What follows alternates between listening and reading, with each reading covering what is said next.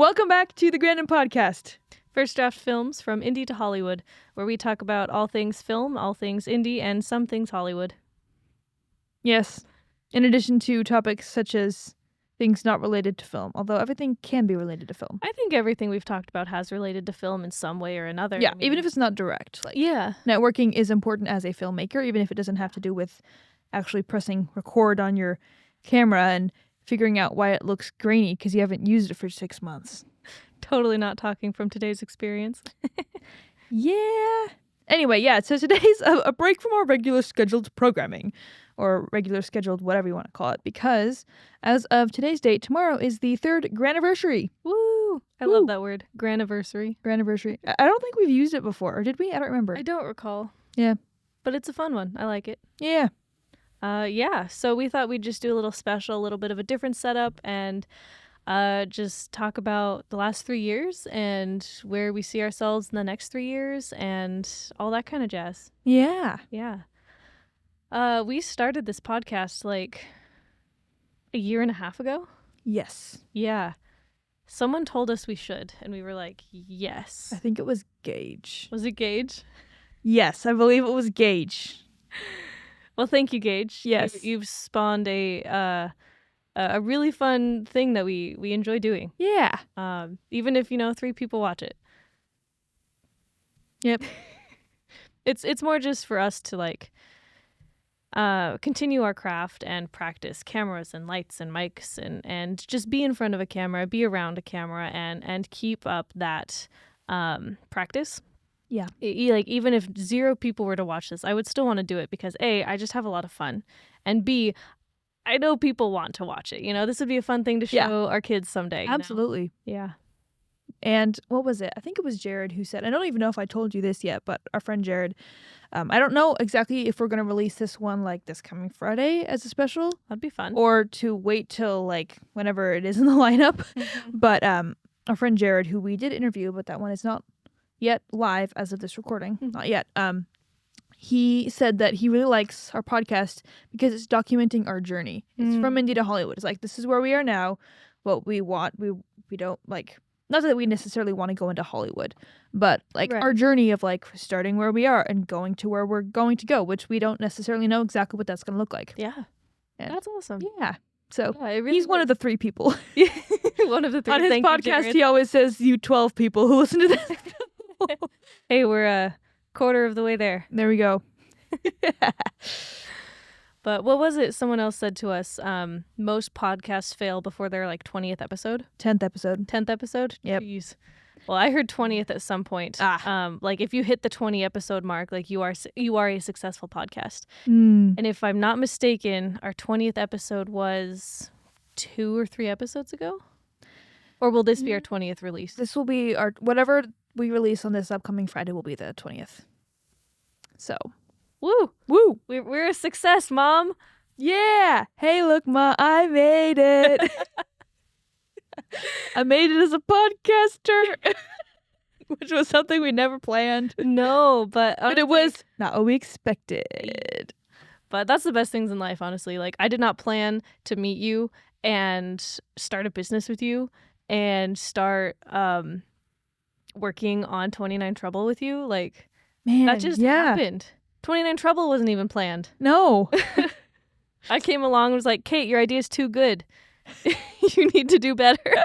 And I remember at one point we're kind of jumping ahead a little bit, but that is what got Granon started officially. And we know we have talked about this a year and a half ago in I think it was our inaugural our first episode. So we did talk about that, but then a lot has changed since then. Yeah. I mean, that was done back in Jared's basement. Yep. The angle we used facing the map only the one time. Yes. Our setup has changed so often. And to all the audio people, I don't know how different the cameras are. The mics are from each other, but audio people are just having to imagine. Mm-hmm. They could go to YouTube if they're really curious. Yeah. Yeah. But yeah, I remember at one point we were working on 29 Trouble. I think it was that first summer that we were a business, and you said you were concerned that it was changing too much and you didn't want to either something take it over or ruin it because it was my brainchild. Yeah. And I said, no, I want it to be the best that it can be, and that necessitates change Yeah. So yeah, because I still feel the same way. I know we've talked about this before, but in case you're new or just to recap, like it started out as a Star Wars fan film, Tatooine Trouble. Yep. In the universe of a different Star Wars fan film, Little Lord Vader. That was one of Kate's first films as Granon. Granon with 2 N's back then. Yep. And yeah, and then you started writing the script because you're like, well, I can't make Little Lord Vader 2, so I want to make this show. And it was great. And you did this pilot episode, which was actually episode 3, still. Mm-hmm. And I don't know, it was so good. It was so well received by the community. And then I saw it and I was like, this is amazing. I want to be part of this. You did my makeup for the premiere. I did. That was the first. No, it was Banquet Ball, and then it was that. Those were like the first few times you did my makeup, but it's pretty terrible compared to what I can do now. I thought I looked good. It was good back then, but like I look at that now and I'm like, I can do better. But yeah, and then it was after that that I approached you and was like, hey, do you want a producer? And you were like, yeah. And then we just started working on it. And I'd only known that little piece of the story, and I already knew that it was amazing. And then I got to read the other episodes. I think there were at the time 15, right? Yeah, it was were like working I on had cutting it a down? little phrase or paragraph about the plot of each one, and then we cut it down to 10. Some of them were just filler. It was so much more lighthearted than what it is now. Which, that was great. And I love that we keep a lot of those lighthearted elements, but some of the best shows out there take the lightheartedness and the story and the characters to such great depths, and they can keep that lightheartedness and go so deep. I mean, just think of Firefly. Exactly. Yeah. Exactly. That's a great example. And so that's what I wanted to do, because I could see that depth potential and like these characters, you know, how they interact and the story and what their purpose is in the story was so...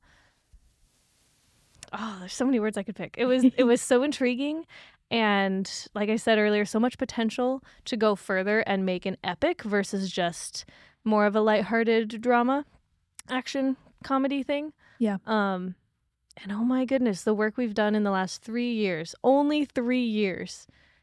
And we've had writers come along and write some episodes, which have been amazing. Yeah. I think the Mad Scientist episode is one of my favorites. There's a Mad Scientist episode. That one, are we allowed to say info about it? Who wrote it and things about it? Not at this time. I think let's keep it a little... To be continued. Yes. Anyway, we've had some awesome writers just come along and write some episodes, and you've written some episodes, I wrote an episode, and then we kind of took it all and like smoothed it out, and we're in the very final process of the last episode, getting it all cohesive and preparing for season 2 and all the necessary cliffhangers. Yeah. It's so good. The world you get in season 1 is only a fraction of the full 5 season scope of this show that we have planned. Yep. Maybe 5, maybe 4, maybe 6. Yeah, I like 5 personally. Yeah. And I think the story will be well-rounded at 5 because of all the plot points and the timing of everything that we've already talked about. Yeah. So, yeah. The season finale of season 1 really just launches into space practically. Yep. Yeah. Of this universe. So, that is super exciting. I am so excited to see that come to screens, like, soon-ish. Yeah. Yeah. So that was what we started working on with scripts. Those were the days when we'd go to the Mac basement and spend like 8 hours. And then we'd go to Mercedes. That and was get before stuff. The new Macs opened. Yep. Mac Daddy Coffee. Wow. Yeah. Yeah. But yeah, we did that a few times. And then that time we met up at Joy Garden. I think that was just the producer thing. Yeah. I don't think that was even the... That was like a business meeting, like talk about the show and talk about what it would look like if we went into business, because Mario, like that day, had said, hey, you guys should start a business. We were like, And then April 29th was when we sat down with the amazing Cheryl Young and punched in the numbers and created our LLC. Yeah. Then we had a little scandal where we thought we lost the LLC, but, you know, we did not.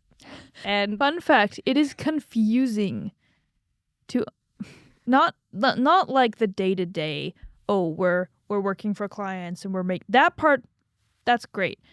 Like the legal / government side of it is just anything to do with taxes or licenses or government. But hey, we made it 3 years, and most startups fail within the first year, so. Yeah.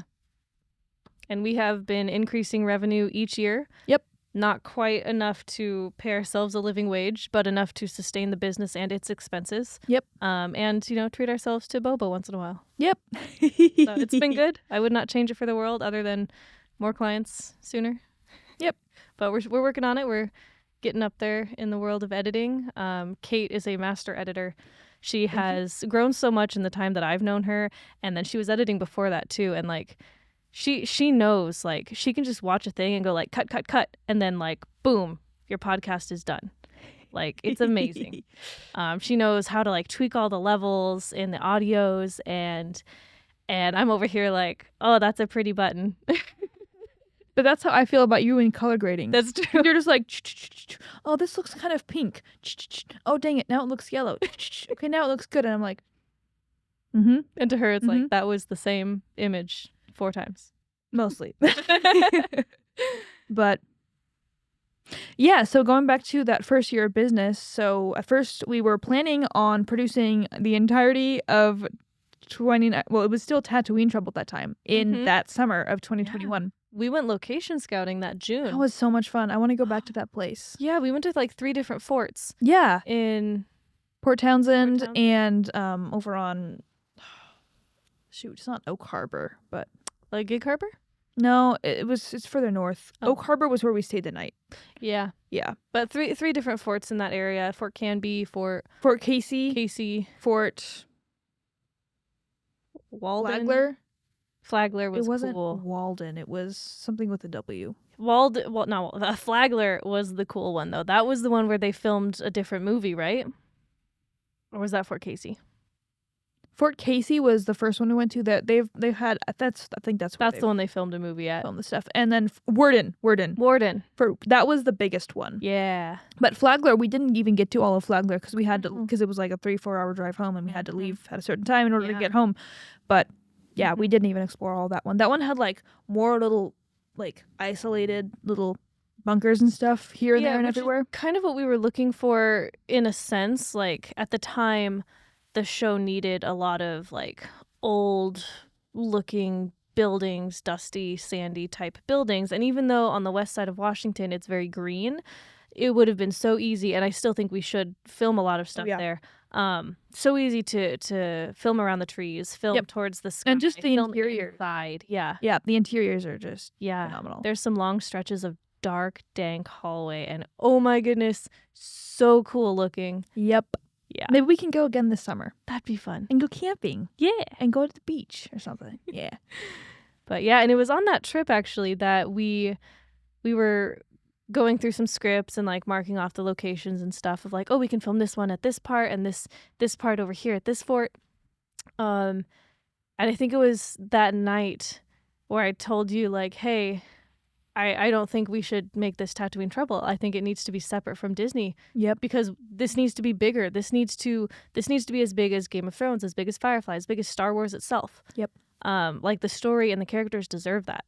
And it was also on top of us doing research about what Disney does or doesn't allow about fan films. And I'm glad that they do allow fan films to be made. Yes. But it's only if you use your own money, which is no crowdfunding, really limiting for most people. No investors. Yep. No making money off of it, which meant if we were to put it on YouTube and it got super popular, Disney would take all the money if there was any money. And I was like, no way. Disney is not stealing this. This is too good. Once again, that's an example of using something that could be taken as an adversity and making it become greater than ever. So, yeah. So, yeah, it's been 29 Trouble ever since. Mm-hmm. And that has just opened up so much freedom. Because even before that, like, I was writing, like, episode 4 and all these things. And I was like, oh, well, this character is supposed to be a, I don't know, whatever kind of Star Wars alien creature. And Mario said that name doesn't sound like that kind of creature's name. I was like, oh, it doesn't matter. He's like, no, hardcore Star Wars fans care about these things and they will get annoyed. Yeah. I was like, well, I don't care. But now nobody has anything to be annoyed about. Well, I mean, they might still, but it's not Star Wars related. Yeah. So they could be annoyed for different reasons. Yeah. like annoyed at how cool one of the villains is. Anyway. Yeah. So did we ever tell the story of how 29 Trouble got its name? I don't know if we did. If we did, forgive us, but I love this story, and so we're gonna tell it anyway. We were living together at the time in that duplex, and her and her husband and me, and then another of our siblings. And Kate and I were working on the scripts and working on the world building, and we were like, okay, so we can't use Tatooine Trouble. We need something else that sounds cool. Wanted an alliteration. We wanted an alliteration, and we wanted it to sound good, not just something trouble, you know? Yeah. We went through a lot of iterations of potential name ideas, and I wish I could remember some of them, because some of them were good, some of them were meh. Yeah. But then you were in the kitchen, like, cooking us dinner. Yeah. And I was like, hey, Mario. And he was just sitting on the couch. He just looks up and says, 29. And I'm like, actually. Yes. He'll do that. He'll throw out numbers. 29 is one of them. Mm-hmm. And it just... Yeah. That's like one of the examples of Mario's brilliance. Intentionally otherwise. He is brilliant, but like, that was like a god moment. That wasn't just our human brilliance. Yeah. Like, I hadn't even asked a question. I was just like, hey, Mario. He looks up. I don't even think he looked up. I think he just said 29. Yep. I went back to like looking at his phone or whatever. I was like, you know what? Actually, yeah. Yeah. So fun. It was fun. Yep. So once we decided it was not feasible for us to shoot 10 episodes of a thing that it was kind of looking at the paperwork if we were to rent out the forts that nailed it, because they needed a certain like 3 months 90 days. Yeah. And we were just notice. barely. We could have done it. We were like on the 91st day before we wanted to film. So it was like, we could rush this and spend $2,000 or whatever it was, $3,000. Which we didn't have. No, we didn't have. So, yeah. And so then we're like, we want to make something. And so then we developed the Palm Springs of Washington movie. Yep. Based on a little Instagram contest thing. Yeah. And that, I remember we were going up hiking. I think that day was when we were coming up with plot ideas. That was super fun. That was the car. Fun. Yeah. Still my least favorite thing that we've ever made. But it was our first. And you know what? That's probably a good thing. I think it's my mom's favorite still, or at least it was. Oh, nice. Yeah. I think it was a pretty solid story overall. Like, honestly, yeah. My only... The way we executed it was just kind of amateurish in place, because it was our first movie. It was our first movie. It was my first time color grading. I learned color grading in 3 days. If I could go back and regrade that, it would be 10 times better. Like, just automatically. But we also had, and we were shooting on my phone in the dark. It was like, yeah. Anyway, for what it was phenomenal, and I'm really thankful for it. And me too. I'm very proud of that, and I'm very happy that it is the worst thing I think we've done, because I would hate to start out and not get better. Oh, absolutely, yeah. I think every project we've done has elevated in some regard. Yeah, Isabel Project was my favorite and the best I thought we'd ever done. Until a few months later, we did Vicious Vacuum, and I was like, oh my gosh, this is the best thing we've ever done. Yeah, I mean, we're still working on both of those, so. Soon. Yes. Just waiting on those final pieces to make it as close to perfect as we can. So with Palm Springs of Washington, we threw it together because we there was that contest. It was Feel My City Sounds was what it was called. And so we ordered these specific microphones from the company that was throwing the contest. And then we had to record. We came up with a story that had to do with sounds. So gunshot was the first thing that we thought of. I think it was you. The sounds of your city. What does Yakima sound like? Gunshot. Yeah. So it opens with gunshots. Yeah. And that's why there's that banner thing that comes in the front of like the contest, because that was a requirement. So I think we uploaded it with a couple of hours to spare. I remember I don't know if you were there, but I was an extra. Kyle was shooting Suck at that time. Yeah. And so I was uploading it on the Wi-Fi, like off in the corner while we were, filming, and Kyle was setting up and all of that. So yeah, we never won the contest or anything. No. But then we watched some of the things that did win, and they were beautifully done. They sounded amazing. They were like documentaries, and we made a narrative story with a lot of drama and tension. I don't know who else did, but yeah, I think they were looking for just the best sound, and a good documentary requires good sound, and so it makes sense. Yep. Yeah. But after that, we were like, cool, let's do something else. And then we cast, and we started with working with our choreographer, and we started on Once Upon a Dance. It's ironic we're talking about that now. Very ironic, because that project starting again. Yes. On Once Upon a Dance. Yes. We just had auditions. Yeah. But continue with the story. Yeah. So, and then it was not our actor's fault, but within 48 hours, maybe it was a little less than that. It was between 24, 48 hours, within a day or two of our filming. We'd already paid for the location, hired, gathered the crew and all of that. And then they both had to pull out of the project last minute. Both of our actors. So, and they felt super bad. Not everybody, their fault. Yeah, it was not their fault. Extraneous circumstances. Yeah, but that happens sometimes. Yeah. So we're like, well, shoot. So last minute, we texted a bunch of people we knew and we're like, hey, we're going to do improv. Yeah. And we came up with just the bare bones of an idea. 24 hours before shooting. Yep. We were shooting Friday night at 6 p.m. Thursday night at like 5 or 6 p.m. We're like, we get this second call from our second actor who had to cancel, and we're like, oh no. Because we could find a replacement for the one actor, but if both of them canceled, it's like, oh no. Yeah. And so we were like, yeah, and we spent like half an hour like, what do we do? Do we write a script? What can we do? And I think I told you about improv because I was in the improv group at the time, or around that time, and you were like, yeah, and I was like, yeah. And then we started texting everyone. Yeah, and so thankfully a bunch of people were down. Yeah. And then we went and we grabbed a bunch of costumes that we already had for the Once Upon a Dance project. Yeah. And so we were like, how can we use these costumes? So we came up with this concept of high schoolers putting on a play. Yeah. That was medieval themed, so a la Comedy of Errors style, you know. Yes. Everything went wrong. Half the cast is out with COVID. The crew has to come on stage and perform, and it's so funny. It honestly, I forget how funny it is, and then I go back and watch it and I'm like, dang, we did a good job. Everybody it was just so much fun. It had its issues for sure. Oh, yeah. You know, it was a rushed 24-hour project. Like, if we had tried to do that for a 48-hour film project, it would not have been as good. Frankly. Like, yeah. If that was planned, it would not have been as good. But like, it was good for what it was, and I'm so happy with it. You know, unlike Palm Springs, like where like hindsight, you know, all this could have been better, but hindsight on not what we expected. Like, we really did the best we could and pulled off an amazing project with the constraints that we had and what we had to work with. And like, the fact that we had 24 hours, we already booked a venue, like, Once again, constraints and hardship leading into something that we would have never imagined. So, yeah. and then we're like, oh, let's do more. Yeah. It was so fun. We decided to do another one and eventually a third one. And quality-wise, the third one was the best. You know, we just kept improving.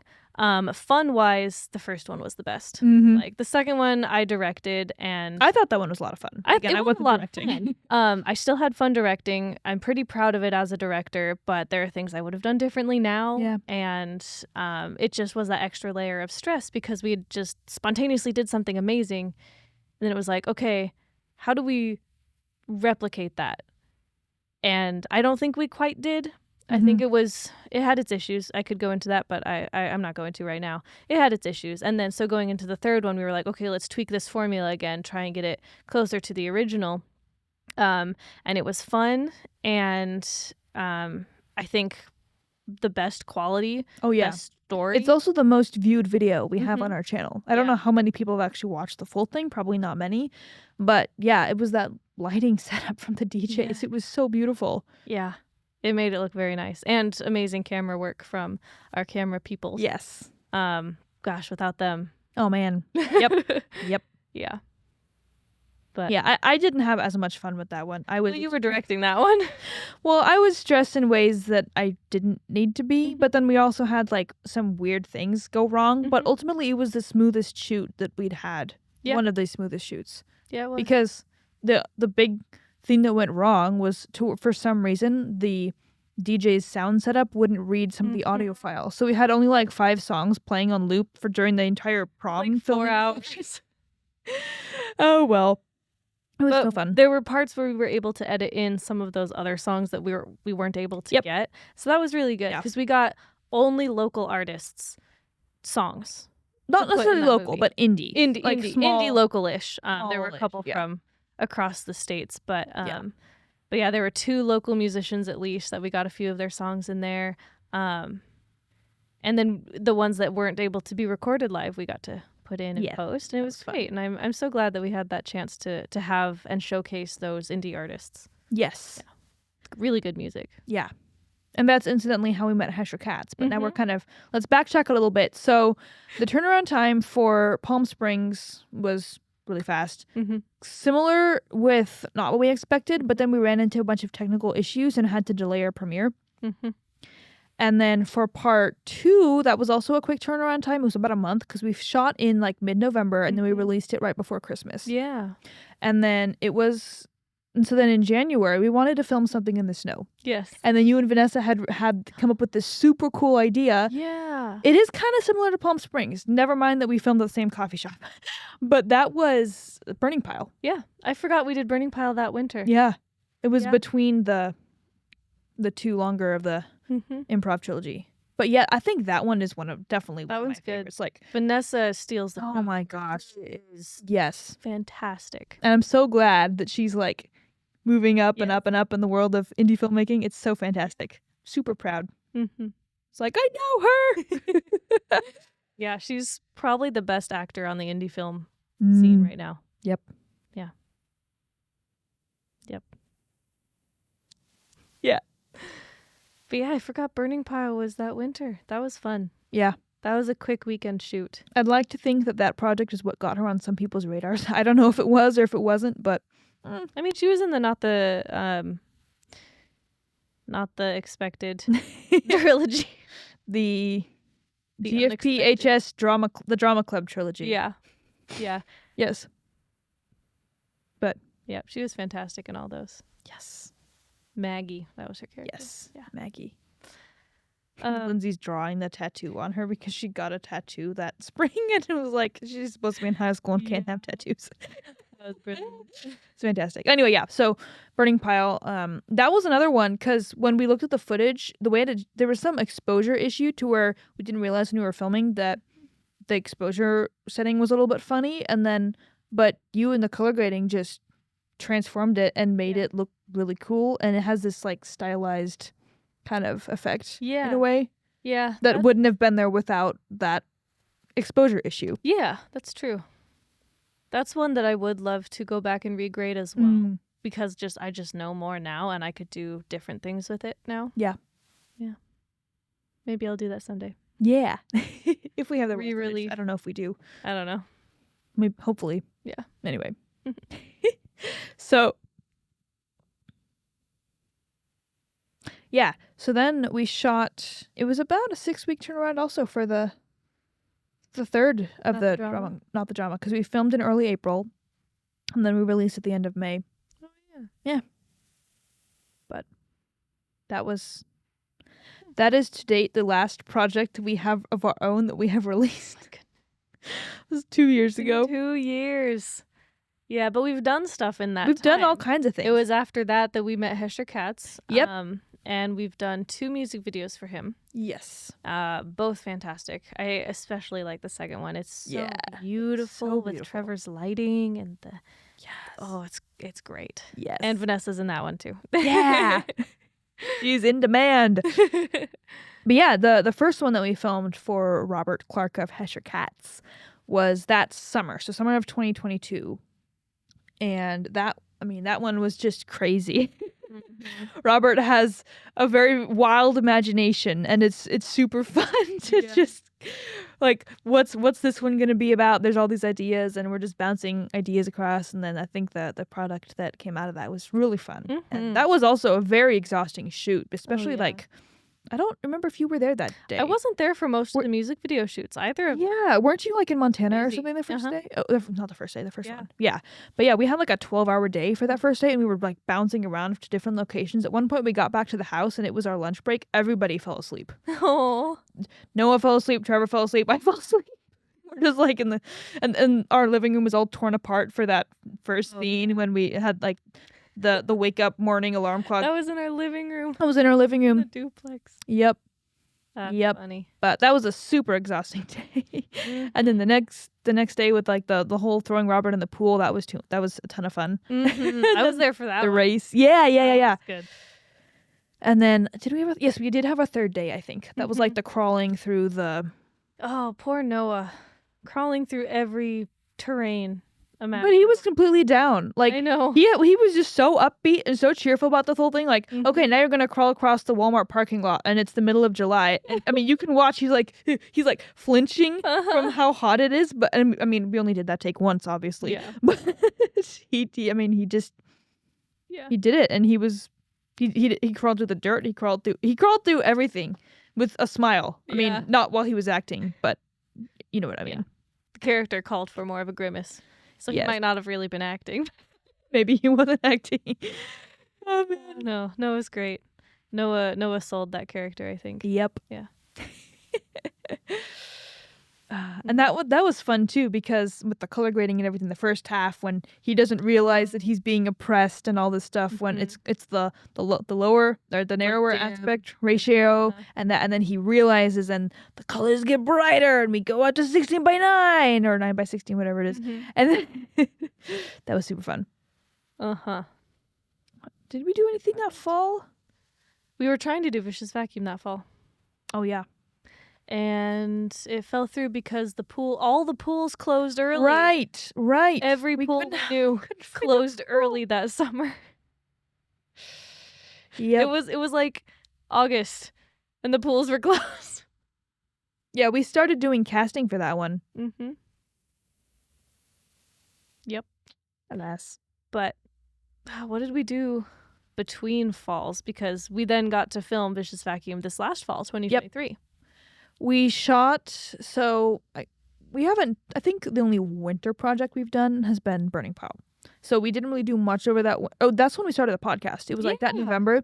So then we were front loading podcast recording. Because I was going to be gone for a whole month. So we were like stacking them up. So I forget when we actually released. Was it March? I think it started either February or March. Okay. Yeah. And then Robert created our intro music, which is super fun. So good. It's both our ringtones now. When we're together and our phone rings, we're both like... I'm genuinely thinking of changing it only for that reason. I am willing to change it, Kate. You had it first. Well, so am I. But I like cycling through my ringtones because I've had several custom ones. For a while, it was the 29 Trouble theme was my ringtone. Yeah. So anyway, we'll figure that out. Yeah, I had the same ringtone for like 8 years, and I just changed it like 6 months ago. Wasn't it the Everybody Needs a Ken? Yeah, it's from Barbie Life in the Dream House show. It's a great show. And then once I found my Ken, I was like, I can do a different ringtone now. Yep. So yeah, we started the podcast, and then it was because of the podcast we wrote Isabel Project. Yeah. The Isabel That was also Project. because of Jared. Yes. Because studio was in his basement. There was a miscommunication, and we got locked out of the basement, so we had to go drive to where he was. And we're like, yeah, we don't know what to talk about. He's like, why don't you walk the audience through? This is our creative process of how we come up with a project. And that's the Isabel Project. Yeah. We were like, that's a great idea. Yeah. He was like, no, it's not. And I was like, that's a great idea. And that was one of our earlier episodes. Look at your idea. Look what it spawned. We're going to enter it into film festivals probably, hopefully. Yep. It's going to be great. Yes, indeed. Yeah. And then we filmed, so we wrote it on episode 3, which was done in like what? December, something like that. Yeah. The winter. And then we filmed it last March. May. Yep. It's coming up on the 1 year anniversary of filming. We wrote it, and then I directed it. And Kyle was DP on that. And if not for Kyle, it would not look as good as it does. Kyle is masterful with the camera. And I'm glad that he won that award at that film festival last year. He needs to win many more awards. Yes, he does. He will win many more awards. Yes. When he releases many more projects. Yes. We'll be excited for whatever comes out of Mr. Roy's mind next. Yeah. But yeah, so that was the next thing we filmed. Jumping back. So it was that February when you were in Mexico that we started on the second music video for Robert and Extra Cats. Timid October. That was a super fun shoot. I was sad you couldn't be there. Yeah, that day when we were doing all the interior stuff, just so much fun. Just loads of fun. And then we shot some kind of, not behind the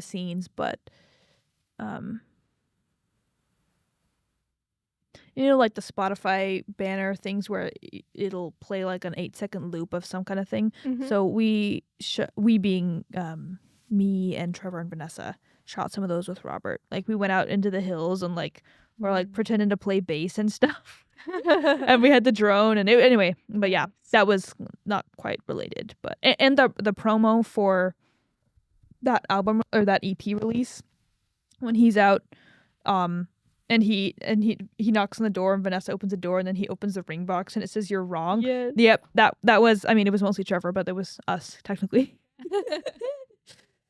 So yeah, there was that, and then that one was hard to film the end of just because we were having a ton of weather issues because it was like outside and we needed the orchard blossoms and finding like orchards that were blooming at the right time, very specific time of and year. like peak bloom, not just like, oh, they're barely opening or they're dying. Yeah. And it was that, and then it was like, but we needed the sun for the shadows. It was a bizarrely specific circumstance set that we needed.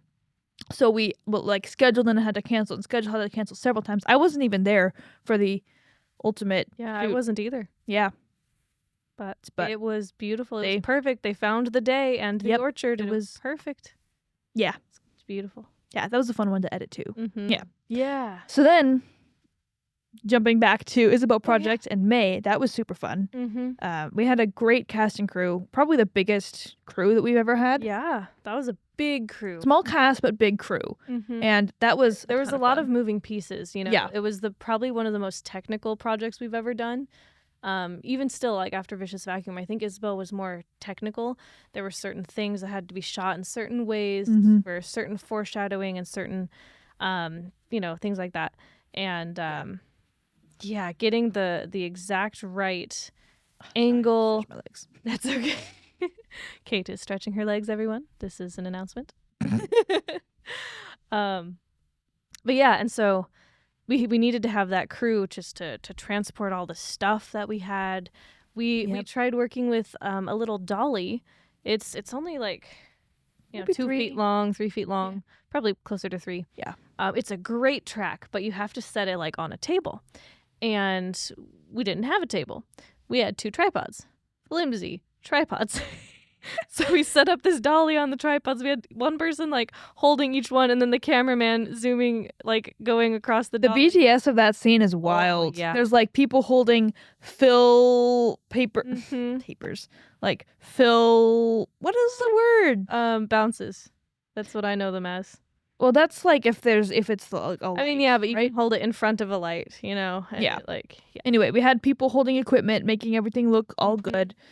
There was some wacky lighting. We actually filmed in this building where we're recording right now. And there's some wacky old lighting in here. And not that you can tell, we're using nice new lighting right now. And windows. But there was hallway lighting. With like big old fluorescent lights. And diminish and alter. Yeah. Because it looked kind of ugly without that. But that's where our DP and our lighting came in and just made it look beautiful. Yeah. And our DP is actually taking a crack at coloring that. That is Kyle Roy, the mastermind behind Suck. Yeah. He's going to take Isabel from like already fantastic because of him to incredible because of him again. Yep. Like, not to diminish everyone else who worked on it, but I do know that if I didn't have Kyle as my DP, I would have failed as a director. It would not have looked good. Yeah, I think it was a pretty fun shoot for me. I mean, that was the thing that I remember most going wrong was when we had Mario cook this amazing food, and then we forgot to bring like tongs or a knife or something. Plates or forks. So it was me running down to the dollar store that's by Target and then running back with like tongs and stuff. He cooked those out on the LT on a little camp stove. But that was the tacos. Oh, it was the roast that we filmed. Yeah, the tacos were great. Like we just grabbed the tortillas and just scooped up the meat and ate. It was so good. Super good. But yeah, the roast was really good too. But we forgot tongs and knives and stuff. And we had like 15 hungry people. Yeah. Or more. Yeah, but other than that, it was a pretty smooth shoot. We stayed on task pretty well, but also really long days. Really long days. Should have made it 4 days, but we had people. Our two leads were from out of town, and so we had to squish it into a weekend. Yeah, and we did, and it was rough, but we did it. And the third day was a pickup day, technically. Pickup day. What should have happened is we just stretched into Sunday, anyways. Yeah. But is what it is, and it turned out all right. Yeah. Yeah. And then I think that fall, we finished shooting like some inserts of cars and buildings and other stuff like that. Yeah. That we hadn't done before. Hands on a keyboard. Yep. All that. We had our lovely hand stunt double do that work. So yeah, that was that spring. And then that summer was Vicious Vacuum. Mm-hmm. It's funny talking about the projects that people haven't seen yet. I know. So you're getting all this BTS information, but you can't quite visualize it. But we'll be releasing some teasers here soon, though. Isabel is almost done. Yep. We did release a teaser, but I don't know if we're going to release another trailer. I wouldn't mind releasing another teaser, trailer, something. It's just hard with that one for reasons to make trailers for it. Yeah. But anyway. Yep. Yeah, so Vicious Vacuum, was that 3 or 4 days? And I think it was 3, 2 nights and a morning. Yes. Or a night, a day, night, and a morning. So Friday, Saturday, Sunday. That one, the interesting thing about that one was we filmed on, we filmed on a Friday, and it was great. And we had to film at night, which in August doesn't start till like 9 p.m. or later. Well, maybe not quite as bad as if we'd done July or June. June would have been bad, but I mean, even so, like it's not like we were able to start at 5 or anything. Like, it had to be summer and it had to be night. It was weirdly cold. It got to like 50-something degrees in August. Well, I mean, we're not usually out at midnight in the summer. I mean, true.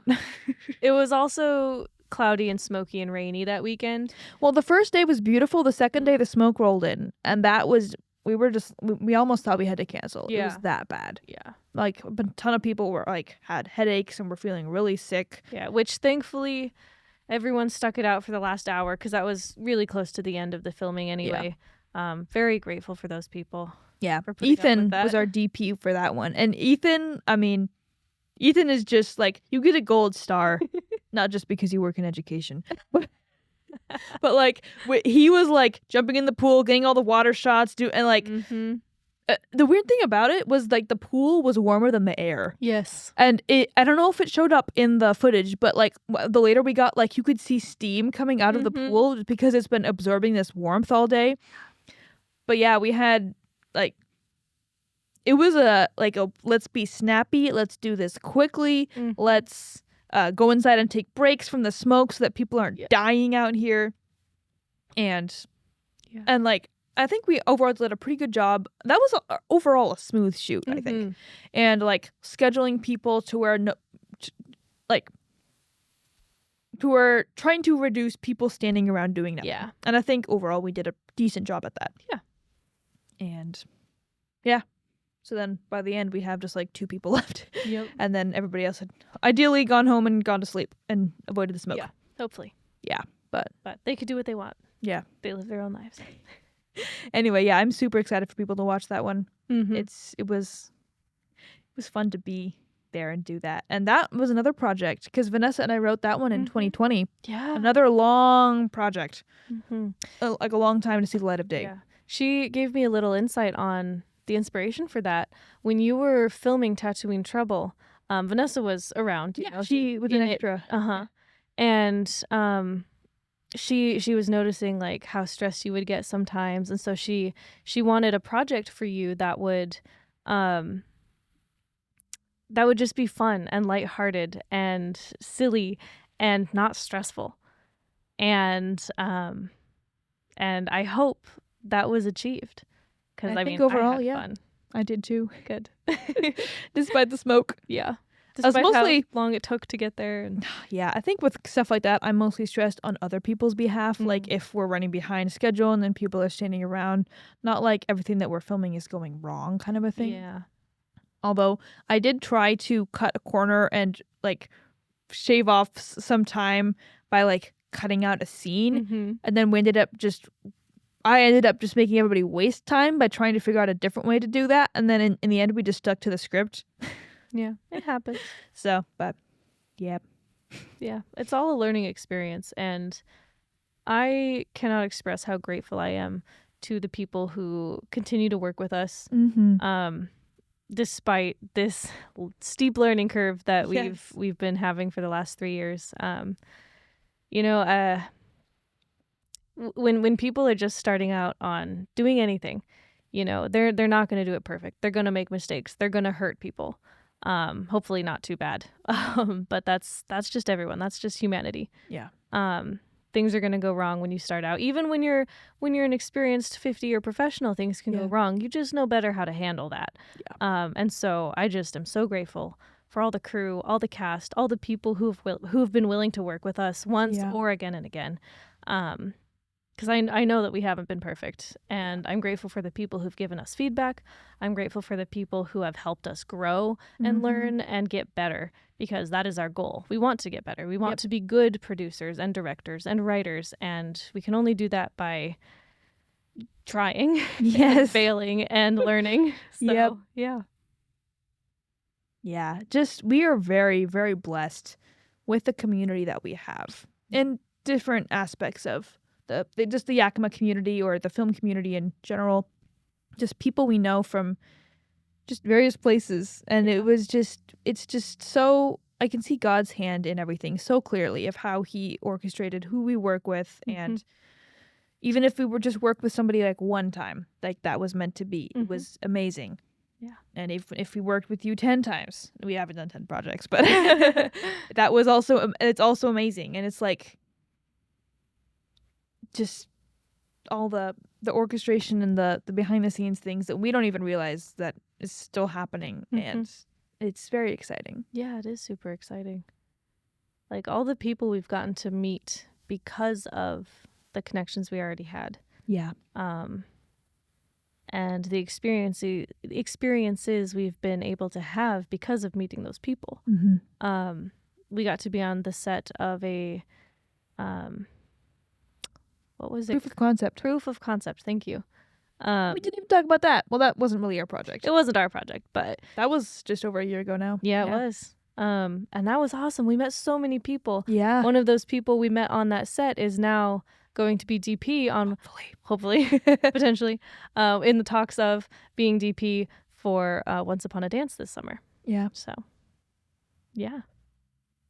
Well, this feels like a decent place to wrap up. Yeah, it does. We've caught up to present day and gotten a little further. Yeah, and we could talk more about our plans for the year, but I mean, we do that on normal podcast episodes. We do that. Yeah, and things change. Yeah. I'm still working on the script for Disconnected, which we've talked briefly about before on the podcast. We're not focusing on that one right now. No, we aren't. I mean, you are. I'm writing it. I just wrote 12 pages yesterday in like 2 hours. It was kind of awesome. Oh wow. Yeah, it's going very well, I will say. Good. Yeah. Yeah, and we're casting Once Upon a Dance probably this week. That should be announced by the end of the week, I think. And we're doing some location investigating. Man, this project. Oof, it's a big project. Probably going to be the most expensive project we've ever had. Yeah. But yeah, and it's something that is very near and dear to my heart. Just the story. It's a fairy tale. It's whimsical. It's magical is what I want it to be. And I want to be able to, I hope that comes through in the final project. Yeah. Final product. Not just I want there to be heart in it, not just, oh, cool, it's a cool building, like, or, oh, cool, the dancers are doing well. Like, yeah, it's not just pretty. It's got to be more than that. Yeah, it's depth, but not incredible depth, but depth of beauty. Yeah. Yeah. I need to stop talking. Yeah, this feels like a pretty good wrapping point. We've been talking a while. For anyone who has stayed this long, or if you've skipped the middle of it, that's fine too. I just thank you for being a podcast listener and listening to us ramble all the time, or watching us ramble all the time. Yep. It is really just fun for us to do this, and like Jared said, it's a good way to track our progress from indie to Hollywood. So, Still fairly in that indie scene, but it's fun. Yeah. Having a good time. Indeed. All right. Till next time. Yeah.